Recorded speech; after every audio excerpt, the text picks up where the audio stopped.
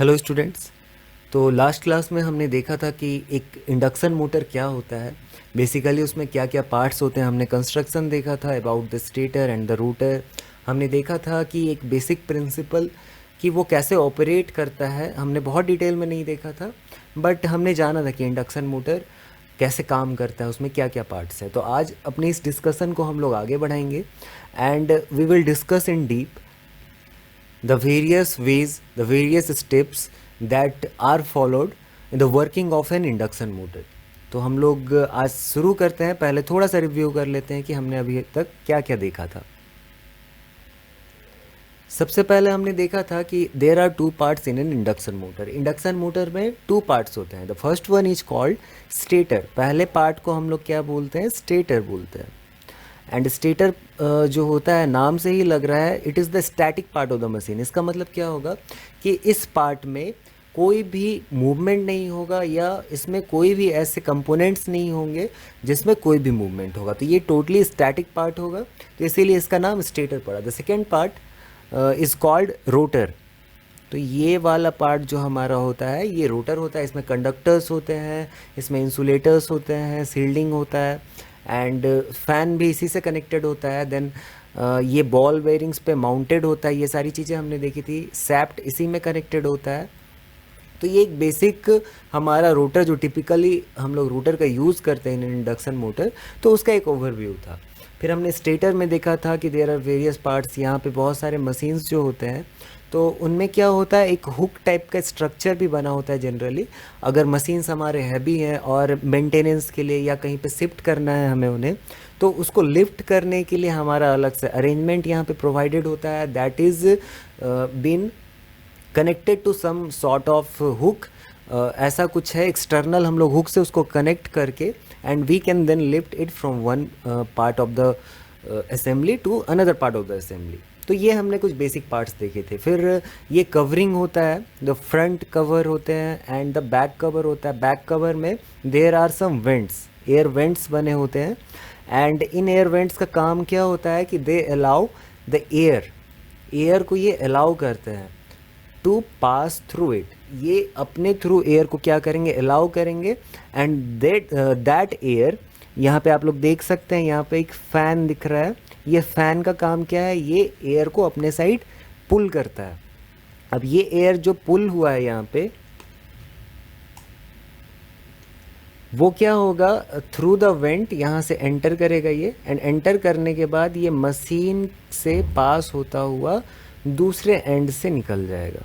तो इसका फ़ायदा क्या होता था कि जो हमारा मशीन है उसके कूलिंग में ये बहुत इफ़ेक्टिव होता था, क्योंकि ये मशीन बेसिकली काम करता है, induction machine, due to the production of current के कारण ही ये काम करता है। तो जहाँ पे भी करंट होगा there will be some heat produced around it, क्योंकि करंट का एक प्रॉपर्टी यही होता है कि करंट के कारण हीट प्रोड्यूस होता है। That is given by I²R। तो इस हीट को प्रॉपरली डिसिपेट करने के लिए, प्रॉपरली मैनेज करने के लिए हमको डिफरेंट अरेंजमेंट्स देने होते थे। वन ऑफ द अरेंजमेंट क्या था कि इसमें फिन्स लाइक स्ट्रक्चर बने हुए थे। This was used to increase the surface area, overall surface area of the stator, ताकि जो हमारा हीट है वो ज़्यादा विंड के एयर के कांटेक्ट में आए एंड देन वहाँ से ये इजीली हीट क्या हो सकता है, अपने एटमॉस्फेयर को, अपने सराउंडिंग को ये लिबरेट कर सकता है। द सेकेंड थिंग वॉज कि ये जो हमारा फ़ैन है, that fan acts as a something that can pull air inside the machine. और जो इंटरनल पार्ट्स हैं हमारे, जो रोटर हैं, इवन उनको भी ये क्या करता था, एक कूलिंग अपॉर्चुनिटी प्रोवाइड करता था for a faster cooling process. Then इसमें हमने देखा था कि बॉल बियरिंग्स क्या होता है। ये बॉल बियरिंग्स है। ये बॉल बियरिंग्स क्या करते हैं? It separates the stator and the rotor part, क्योंकि हमें पता है कि अगर कहीं पे भी मोशन हो रहा है और उसको एक स्टैटिक पार्ट से अगर हम लोग कांटेक्ट में लाएं तो there will be some friction. तो in this case we have a rotor जिसमें क्या है, मूवमेंट है, रोटेशन है। अगर ये directly it is put in contact with the stator, then क्या होगा कि ये रोटर और स्टेटर के बीच में बहुत ही हाई डिग्री में फ्रिक्शन ऑपरेट करेगा to reduce that friction we are using here ball bearings. तो यहाँ पे बॉल बेयरिंग्स हम लोग दोनों साइड में रखते हैं, one can be put in the front side, यहाँ पे ये इंस्टॉल हो जाएगा, and the second one is here, you can see this. तो इस बॉल बेयरिंग को क्या करते हैं, on the rear part of the machine हम लोग इंस्टॉल करते हैं। तो this provides a friction less, not totally friction less, but क्या होता है, बहुत ही कम फ्रिक्शन यहाँ पे अप्लाइड होता है by the stator on the rotor. Then we had a bush, ये बुश था, इसका काम यही होता है कि it protects the machine from external humidity and dust. ये क्या करता था, ये जो वेंट यहाँ पे बने हुए हैं अक्रॉस द सैप्ट, यहाँ पे जब ये सैप्ट यहाँ पे माउंट हो जाएगा तो क्या होगा, there will be some small opening around it. तो उस स्मॉल ओपनिंग के थ्रू क्या हो सकता है, ह्यूमिडिटी जा सकता है, डस्ट जा सकता है। To prevent that from happening we are providing this machine with some kind of bush. तो ये क्या करता है, मिनिमाइज कर देता है the entrance of the humidity and the dust in the machine. This was some basic idea about the induction motor. Now we will study about the working of the induction motor. ये induction motor काम कैसे करता है उसको आज हम लोग थोड़ा डीपली अंडरस्टैंड करने की कोशिश करेंगे। तो हम लोग मूव करते हैं to the next part of our lecture, that is working of induction motor. Now we are on the stator part of the induction motor. अब हम लोग क्या कर रहे हैं कि स्टेटर पे आते हैं। तो स्टेटर का कंस्ट्रक्शन हमने देखा था लास्ट क्लास में, एंड ये स्टेटर का काम क्या होता है कि it houses the 3 phase winding. ये जो आप लोग यहाँ पे देख सकते हैं, तो ये बेसिकली इसका काम क्या है, दीज आर द वाइंडिंग्स, ये कॉपर वाइंडिंग्स होती हैं जनरली। तो ये 3 फेज जो हमने सप्लाई दिया है स्टेटर में, हमने बात की थी कि we need to produce a rotating magnetic field in order to operate a synchronous motor और एन इंडक्शन मोटर। तो इंडक्शन मोटर हो या सिंक्रोनस मोटर हो, दोनों को वर्क करने के लिए we need to produce a 3 phase से जो हमारा बनता है रोटेटिंग मैग्नेटिक फील्ड, वो रोटेटिंग मैग्नेटिक फील्ड हमें जनरेट करना ज़रूरी है। तो उस रोटेटिंग मैग्नेटिक फील्ड को जनरेट करने के लिए we have to give a 3 phase supply. तो may be this part of the machine को हम लोग मान लेते हैं कि ये जो वाइंडिंग्स है these are related to the R phase, इसको हमने आर फेज से एनर्जाइज किया। देन द सेकेंड पार्ट, इतने दूर के जो भी पोर्शन है वाइंडिंग्स के, इसको हमने कनेक्ट किया है वाई फेज से, and this part of the winding इसको हमने कनेक्ट किया है मे बी बी फेज से।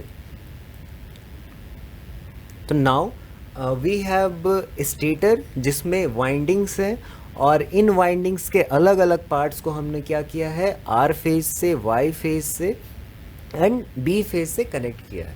अब हमने बात की थी कि there was something called 3 phase supply. 3 phase जब सप्लाई होता है हमारा, तो ये तीनों फेजेस जो होता है, जैसे कि यहाँ पे आप लोग डायग्राम में देख सकते हैं, ये जो 3 फेजेस होंगे, तो first we have considered this to be R phase, इसको हमने मान लिया कि ये वाई फेज है, and this is B phase. तो हमारे पास 3 फेजेस हैं। देन इसको अगर हम लोग अच्छे से देखें तो तीनों फेज में एट ए इंस्टेंट क्या होगा, वोल्टेज की वैल्यू अलग अलग होती है। इसका मतलब ये हुआ कि आर फेज में अभी पॉजिटिव मैक्सिमम वोल्टेज है, इन द वाई फेज उसी टाइम पे क्या है, voltage is 0, and B phase में अभी हमारा वोल्टेज क्या है, नेगेटिव है। तो हमारे पास एक ऐसा सिचुएशन आता है कि जो हमारे वाइंडिंग्स हैं उनमें जो मैग्नेटिक फील्ड्स की वैल्यू होगी that is different at different instant of time. इसका मतलब आर फेज में जो अभी मैग्नेटिक फील्ड होगा that will be something like this, इस डायरेक्शन में इसका मैग्नीट्यूड होगा maybe, and Y phase में मैग्नेटिक फील्ड अभी क्या है, 0 है, एंड बी फेज में हमारा मैग्नेटिक फील्ड क्योंकि ये नेगेटिव डायरेक्शन में है तो this will not be outwards, ऐसे नहीं हो के क्या होगा, मैग्नेटिक फील्ड ऐसे होगा। तो इसको अगर हम लोग ऐड करें, तो first one was R, the second one was Y, sorry the third one was B, और सेकेंड वन वाज वाई जिसकी वैल्यू 0 थी। तो तीनों को जोड़ने पे हमें एक रिजल्टेंट मिलेगा that will be given by this line. इसका मतलब हमारा जो रिजल्टेंट मैग्नेटिक फील्ड होगा वो कुछ ऐसा होगा, इस डायरेक्शन में होगा।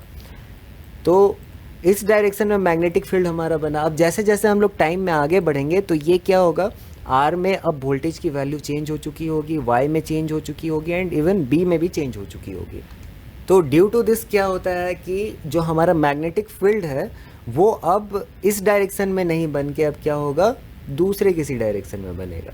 फिर थोड़ी देर के बाद ये मैग्नेटिक फील्ड का डायरेक्शन क्या होगा, फिर से चेंज हो जाएगा। This will be created like this, फिर थोड़ी देर के बाद ऐसे हो जाएगा। तो ये हमारा मैग्नेटिक फील्ड क्या हो रहा है विथ रिस्पेक्ट टू टाइम, आप लोग देख सकते हैं कि इट इज़ चेंजिंग। तो अगर इसको हम लोग विजुअली देखने की कोशिश करें देन ये कैसा दिखेगा, it will look something like this. यहाँ पे क्या हो रहा है कि नॉर्थ फील्ड जो हमारा नॉर्थ पोल है that is being created by the stator windings, और जो हमारा साउथ पोल है ये क्या होगा विथ रिस्पेक्ट टू टाइम ये रोटेट करता होगा। और ये रोटेशन, इसी रोटेशन को हम लोग क्या बोलते थे, इस रोटेशन के कारण इस मैग्नेटिक फील्ड को हम लोग क्या बोलते थे, रोटेटिंग मैग्नेटिक फील्ड। तो ये production of rotating magnetic field हमें समझ में आया। अब हम लोग चलते हैं इन द नेक्स्ट स्टेप कि ये रोटेटिंग मैग्नेटिक फील्ड तो बन गया, बट जब हम लोग इसमें स्टेटर को इंट्रोड्यूस करेंगे तब इसका इफेक्ट क्या होगा स्टेटर पे, सॉरी रोटर को जब इंट्रोड्यूस करेंगे in the stator, then in rotating magnetic field का रोटर पे क्या इफेक्ट होगा, इसको हम लोग अब समझने की कोशिश करते हैं। तो अब ये जो सामने आप लोगों के डायग्राम है, एनिमेशन जो है, उसमें आप लोग देख सकते हैं कि ये जो ऊपर येलो ऑरेंज कलर में जो हमें पोर्शन नज़र आ रहा है, these are the 3 phase windings.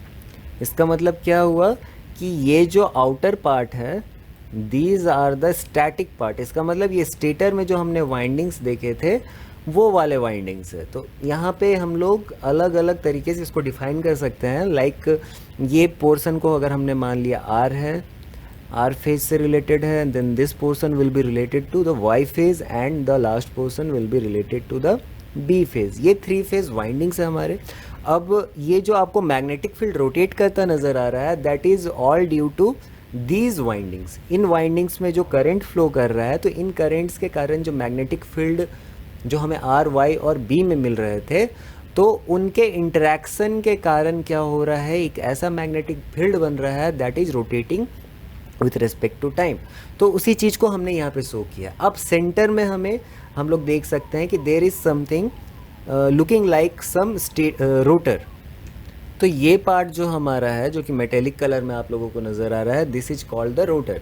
अब रोटर बेसिकली किस चीज़ से बना होता है, तो this is made up of some kind of conductor. बस ये क्या होना चाहिए, एक ऐसा मटेरियल होना चाहिए that has a minimum resistance, इसका रेजिस्टेंस बहुत कम हो, ऐसे मटेरियल को हम लोग सेलेक्ट करते हैं। एंड अब ये वर्क कैसे करता है, तो उसको समझने के लिए पहले समझते हैं कि हमें एक प्रिंसिपल याद करनी होगी, that was Faraday's first law of electromagnetic induction.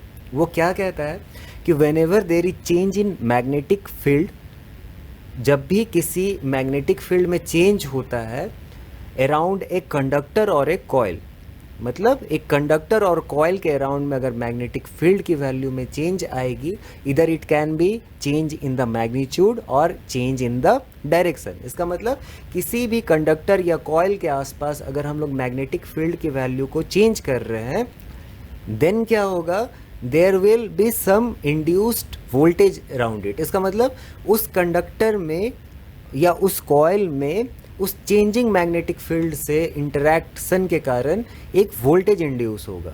तो यही जो वोल्टेज हमारा इंड्यूस होता है, इसी पूरे फिनोमिनन को हम लोग इलेक्ट्रोमैग्नेटिक इंडक्शन बोलते हैं। तो अब इस केस में अगर उसको हम लोग अप्लाई करें तो हम लोग क्या देख सकते हैं, there is a magnetic field that is changing with respect to time. For the time being अगर हम लोग मान लें कि ये रोटर रोटेट नहीं कर रहा है, ये रोटर हम लोग मान लेते हैं कि अभी रोटेट नहीं कर रहा है, सिर्फ ये जो हमारा मैग्नेटिक फील्ड है ये रोटेट कर रहा है, देन क्या होगा, क्योंकि ये रोटर रोटेट नहीं कर रहा है और मैग्नेटिक फील्ड सिर्फ रोटेट कर रहा है, तो क्या होगा, विथ रिस्पेक्ट टू कंडक्टर्स, जो यहाँ पे हमारे कंडक्टर्स हैं, इन कंडक्टर्स के रिस्पेक्ट में, अगर कंडक्टर्स को भी हमने माना है कि ये रुके हुए हैं, देन इन कंडक्टर्स के रिस्पेक्ट में क्या हो रहा है, मैग्नेटिक फील्ड चेंज कर रहा है कंटिन्यूसली। ये जो मैग्नेटिक फील्ड लाइंस है इसको क्या कर रहे हैं, इंटरसेक्ट कर रहे हैं, फिर चेंज हो रहे हैं।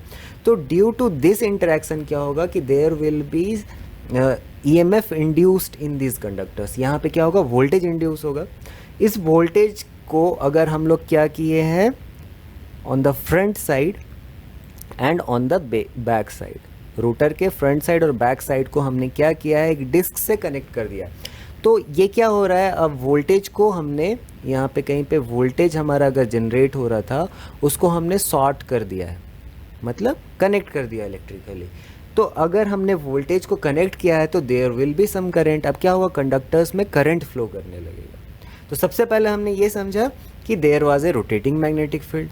अब इस रोटेटिंग मैग्नेटिक फील्ड के कारण इन कंडक्टर्स में, the conductors that is present inside the rotor, तो उन कंडक्टर्स में क्या हो रहा है कि एक वोल्टेज इंड्यूस हो रहा था, उस कारण से वहाँ पे करंट भी इंड्यूस हो रहा है। तो इस इंडक्शन के कारण ही इस मोटर का नाम क्या पड़ा, इंडक्शन मोटर पड़ा। तो ये बहुत इंपॉर्टेंट है समझने के लिए कि देयर इज समथिंग, क्या हो रहा है कि मैग्नेटिक फील्ड के इंटरेक्शन के कारण रोटर में हमारा वोल्टेज बन रहा था, उस वोल्टेज को हमने कन्वर्ट कर दिया current by connecting the circuit. हमने शॉर्ट किया on the front side and the back side, तो ये क्या हुआ, एक सर्किट को कंप्लीट कर दिया।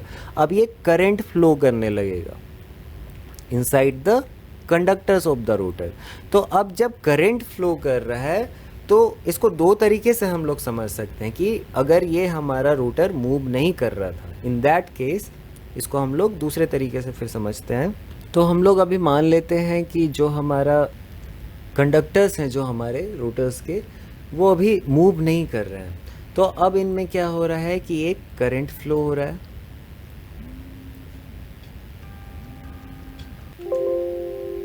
तो हमने ये कंसीडर अभी किया था कि there is no movement in the conductors और मैग्नेटिक फील्ड चेंज हो रहा है। इस मैग्नेटिक फील्ड के चेंज के कारण क्या हो रहा है, there is some current in the conductors, और इन कंडक्टर्स के कारण अब क्या होगा ये हम लोग समझने की कोशिश करते हैं। तो हमें पता है कि whenever there is some current in a conductor, इसका मतलब कि अगर किसी कंडक्टर को हम लोग कंसीडर करते हैं एंड इसमें अगर कुछ करंट फ्लो कर रहा है और इसे हमने एक मैग्नेटिक फील्ड में रखा है, दैट मीन्स एक साइड में अगर हमने नॉर्थ पोल रखा and the second side south pole रखा, तो यहाँ पे क्या होगा कि magnetic field will be created from north to south.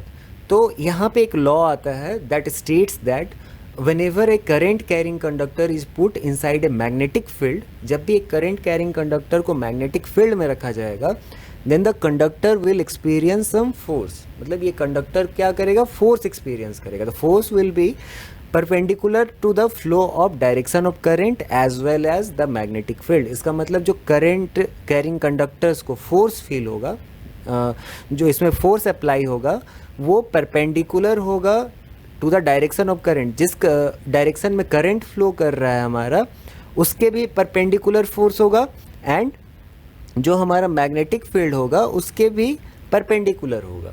तो इसका मतलब एक कुछ तीसरा हमारे पास एक ऐसा डायरेक्शन होगा जो कि दोनों पे परपेंडिकुलर होगा। तो ये कैसा एक डायरेक्शन होगा, it will be either inside the plane. इसका मतलब क्या होगा कि इस प्लेन के अंदर फोर्स लगेगा या फिर आउटसाइड द, मतलब एक हमारा जो फोर्स है ये दो तरीके से लग सकता है, या तो ये लग सकता है इनसाइड द प्लेन या तो लग सकता है ये आउटसाइड द प्लेन। तो दो हमारे पास केसेस होंगे।